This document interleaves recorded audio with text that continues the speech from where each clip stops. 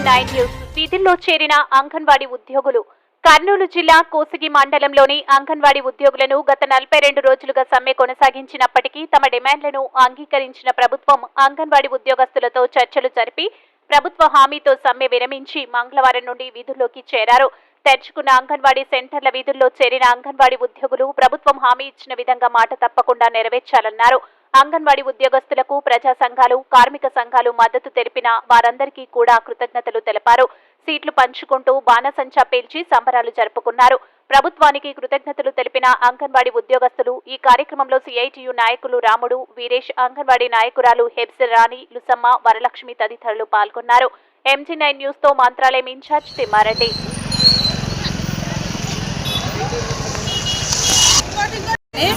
కోస్టి మండలం Mantralaya project leader నేను 42 రోజులు చేసిన సమ్మె ఈరోజు విరమిస్తున్నాము. మా గవర్నమెంట్ చెప్పిన హామీలను నెరవేరుస్తుంది, కానీ ఎంత ఇస్తామనో ఇంకా ఏం చెప్పలేదు. చెప్పి జీవో ఈరోజు విడుదల చేస్తామని చెప్పారు.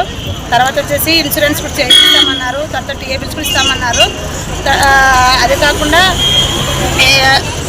ప్రభుత్వం నెరవేర్చినందుకు ప్రభుత్వానికి మేము ధన్యవాదాలు తెలుపుతున్నాము. ఇన్ని రోజులు చేసిన దానికి మాకు ఫలితం లభించిందని మేము ధన్యవాదాలు తెలుపుకుంటున్నాము.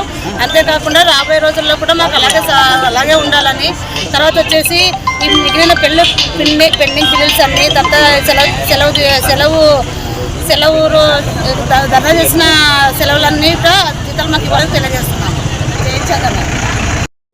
పాల్గొనేటువంటి అంగన్వాడీ కార్యకర్తలకు కూడా కూడిన వేతనాలను కూడా ఇస్తామని చెప్పి ప్రభుత్వము హామీ ఇచ్చింది.